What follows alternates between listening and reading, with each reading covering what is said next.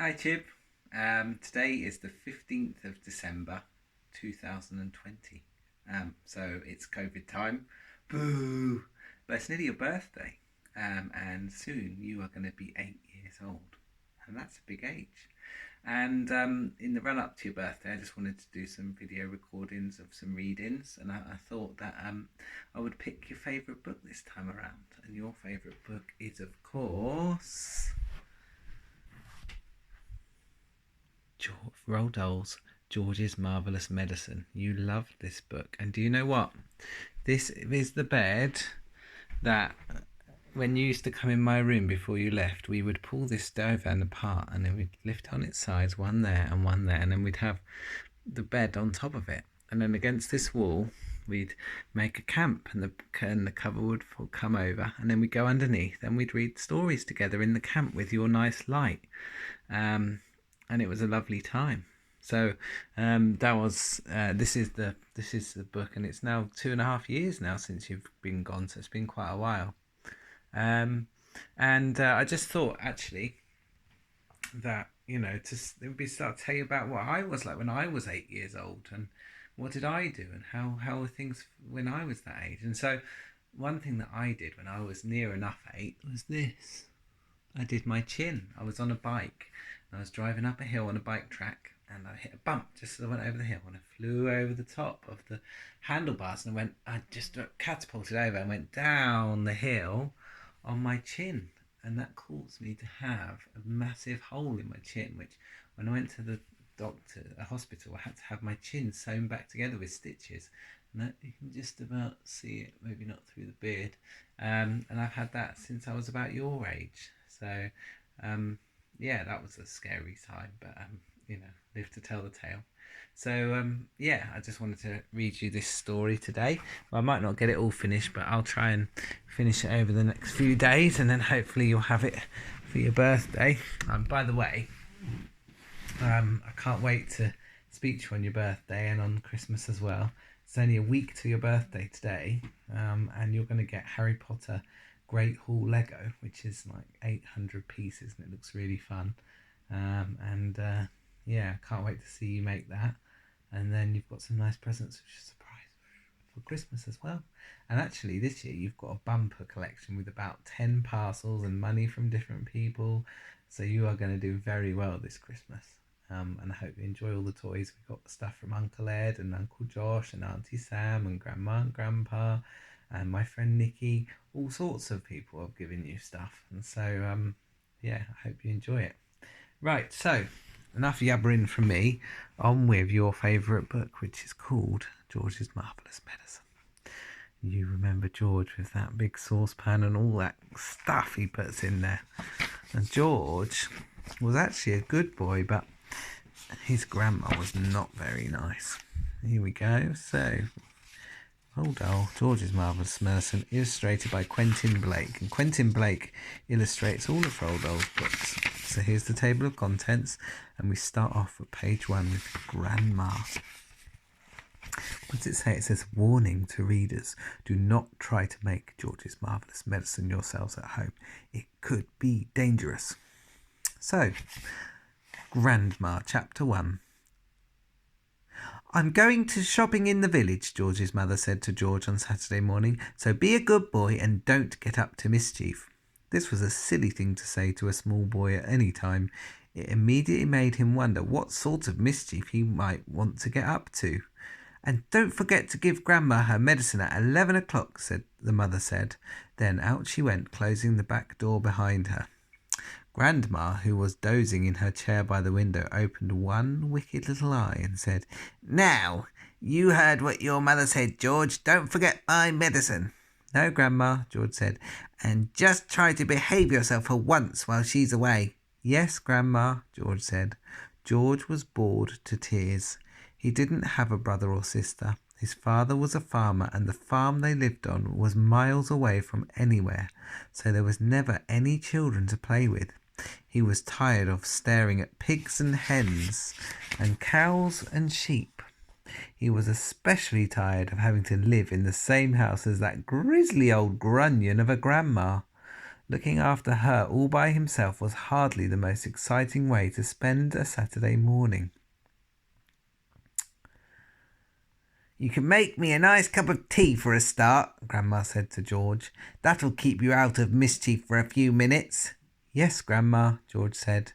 George couldn't help disliking Grandma. She was a selfish, grumpy old woman. She had pale brown teeth and a small puckered-up mouth like a dog's bottom. "How much sugar in your tea today, Grandma?" George asked her. "1 spoon," she said, "and no milk." Most grandmothers are lovely, kind, helpful old ladies, but not this one. She spent all day and every day sitting in her chair by the window, and she was always complaining, grousing, grouching, grumbling, griping about something or other. Never once, even on her best days, had she smiled at George and said, "Well, how are you this morning, George?" or "Why don't you and I have a game of snakes and ladders?" or "How was school today?" She didn't seem to care about other people, only about herself. She was a miserable old grouch. There she is. Big nose. George went into the kitchen and made Grandma a cup of tea with a tea bag. He put 1 spoon of sugar in it and no milk. He stirred the sugar well and carried the cup into the living room. Grandma sipped the tea. "It's not sweet enough," she said. "Put more sugar in it." George took the cup back to the kitchen and added another spoonful of sugar. He stirred it again and carried it carefully in to Grandma.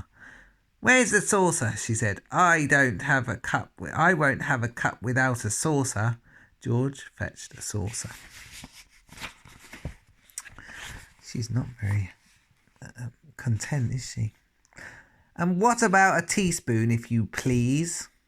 "I've stirred it for you, Grandma. I stirred it well." "I'll stir my own tea, thank you very much," she said. "Fetch me a spoon." George fetched her a teaspoon. When George's mother or father were home, Grandma never ordered George about like this. It was only when she had him on her own that she began treating him badly. "You know what's the matter with you?" the old woman said, staring at George over the rim of her teacup with those bright, wicked little eyes. "You're growing too fast. Boys who grow too fast become stupid and lazy." "But I can't help it if I'm growing fast, Grandma," George said. "Of course you can," she snapped. "Growing's a nasty, childish habit." "But we have to grow, Grandma. If we didn't grow, we'd never be grown-ups." "Rubbish, boy, rubbish," she said. "Look at me. Am I growing? Certainly not." "But you did once, Grandma." "Only very little," the old woman answered. "I gave up growing when I was extremely small, along with all the other nasty childish habits like laziness and disobedience and greed and sloppiness and untidiness and stupidity. You haven't given up any of these things, have you?"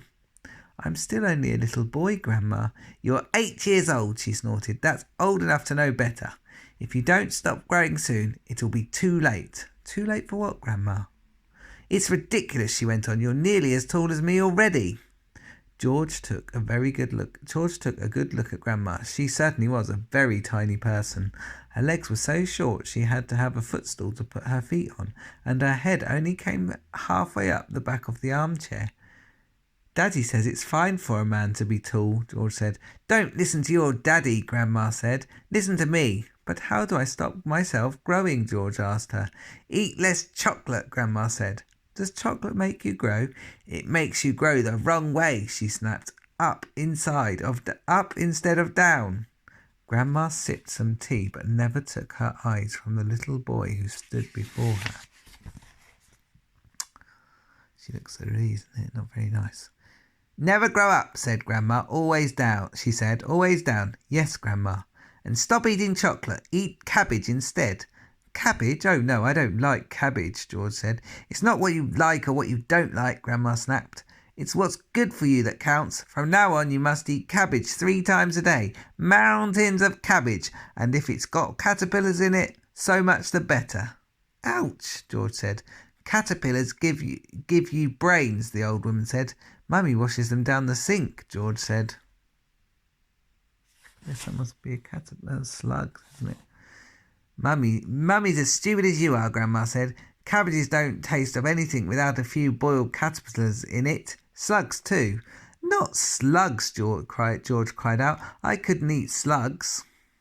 Whenever I see a live slug on a piece of lettuce, Grandma said, I gobble it up quick before it cools down. Delicious. She squeezed her lips together tight so that her mouth became a tiny wrinkled hole. Delicious, she said again. Worms and slugs and beetly bugs. You don't know what's good for you. You're joking, Grandma. I never joke, she said. Beetles are perhaps the best of all. They go crunch. Grandma, that's beastly. The old hag grinned, showing those pale brown teeth. Sometimes, if you're lucky, she said, you get a beetle inside the stem of a stick of celery. That's what I like. Grandma, how could you? You find all sorts of nice things in sticks of raw celery, the old woman went on. Sometimes it's earwigs. I don't want to hear about it, cried George. A big fat earwig is very tasty, Grandma said, licking her lips. But you've got to be very quick, my dear, when you put one of those in your mouth. It has a pair of sharp nippers on its back end, and if it grabs your tongue with those, it never lets go. So you've got to bite the earwig first. Chop, chop, before it bites you. George started edging towards the door. He wanted to get out as far away as possible from this filthy old woman. You're trying to get away from me, aren't you? She said, pointing a finger straight at George's face. You're trying to get away from Grandma. Little George stood by the door staring at the old hag in the chair. She stared back at him. Could it be, George wondered, that she was a witch? He had always thought witches were only in fairy tales, but now he was not so sure. Come closer to me, little boy, she said, beckoning to him with a horny finger. Come closer to me and I will tell you secrets. George didn't move. Grandma didn't move either. I know a great many stories, she said, and suddenly she smiled. It was a thin, icy smile, the kind a snake might make just before it bites you. Come over here to Grandma and she'll whisper secrets to you. George took a step backwards, edging closer to the door. You mustn't be frightened of your old Grandma, she said, smiling that icy smile. George took another step backwards. He looks a bit scared. Look. Some of us, she said, and all at once she was leaning forward in her chair and whispering in a throaty sort of voice George had never heard used before. Some of us, she said, have magic powers that can twist the creatures of this earth into wondrous shapes. A tingle of electricity flashed down the length of George's spine. He began to feel frightened. Some of us, the old woman went on, have fire on our tongues and sparks in our bellies and wizardry in the tips of our fingers. Some of us know secrets that would make your hair stand straight up on end and your eyes pop out of their sockets. George wanted to run away, but his feet seemed stuck to the floor. We know how to make your nails drop off and teeth grow out of your fingers instead. George began to tremble. It was her face that frightened him most of all, the frosty smile, the brilliant, unblinking eyes. We know how to wake you up in the morning with a long tail coming out from behind you. Grandma, he cried, stop! We know secrets, my dear, about dark places where dark things live and squirm and slither all over each other. George made a dive for the door. It doesn't matter how far you run, he heard her saying. You won't ever get away. George ran into the kitchen, slamming the door behind him. Oh my goodness, we've got another chapter. I think I'll do one more. The Marvellous Plan. George sat himself down. There he is.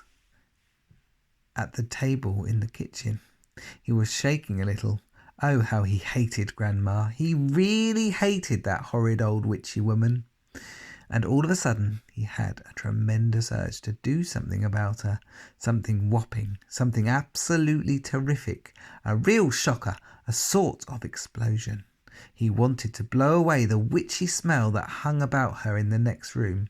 He may have only been 8 years old, soon same as you are soon going to be, but he was a brave little boy.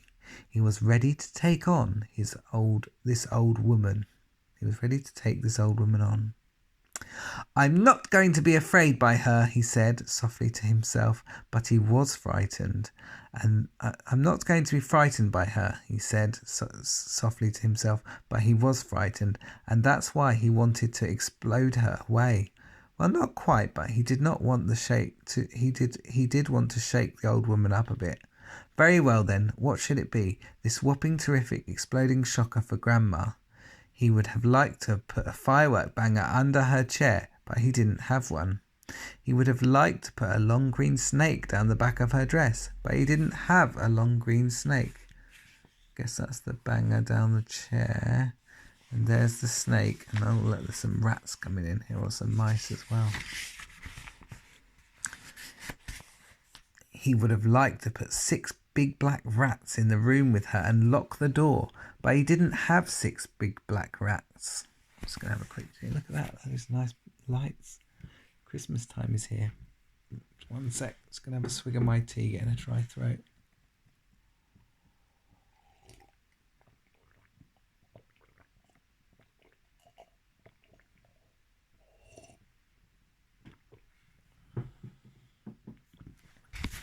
Excuse me. As George sat there pondering this interesting problem, his eye fell upon the bottle of Grandma's brown medicine standing on the sideboard. Rotten stuff it seemed to be. 4 times a day a large spoonful of it was shovelled into her mouth, and it didn't do her the slightest bit of good. She was always just as horrid after she'd had it as she'd been before. The whole point of medicine, surely, was to make a person better. If it didn't do that, then it was quite useless. So ho, thought George suddenly. Aha, ho hum, I know exactly what I'll do. I shall make her a new medicine, one that is so strong and so fierce and so fantastic, it will either cure her completely or blow off the top of her head. I'll make her a magic medicine. A medicine no doctor in the world has ever made before. George looked at the kitchen clock. It said 10:05. There was nearly an hour left before Grandma's next dose was due at 11. Here we go then, cried George, jumping up from the table. A magic medicine it shall be. Look, there he is. He's looking pretty happy. And it's 5:10. So give me a bug and a jumping flea. Give me 2 snails and lizards 3. And a slimy squiggler from the sea. And the poisonous sting of a bumblebee. And the juice from the fruit of the jujube tree. And the powdered bone of a wombat's knee, and 100 other things as well, each with a rather nasty smell. I'll stir them up, I'll boil them long, a mixture tough, a mixture strong, and then hey-ho, and down it goes, a nice big spoonful, hold your nose, just gulp it down and have no fear. How'd you like it, Granny dear? Will she go pop? Will she explode? Will she go flying down the road? Will she go puff in a puff of smoke? Start fizzling like a can of Coke? Who knows? Not I. Let's wait and see. I'm glad it's neither you nor me. Oh, Grandma, if you only knew what I have got in store for you. Right, the next chapter, which I'll read tomorrow, is called George Begins to Make the Medicine. Right, I hope you enjoyed that. I think that Grandma is very not friendly, and so she probably deserves some nasty medicine. Anyways, you really enjoyed this book when you were younger, and you laughed a lot about it. So, because you've got a cheeky sense of humour. So, I hope you get to listen to this story again in the next few weeks and enjoy it. And that's it, really. I look forward to speaking to you again soon. I love you lots, and take care. Bye.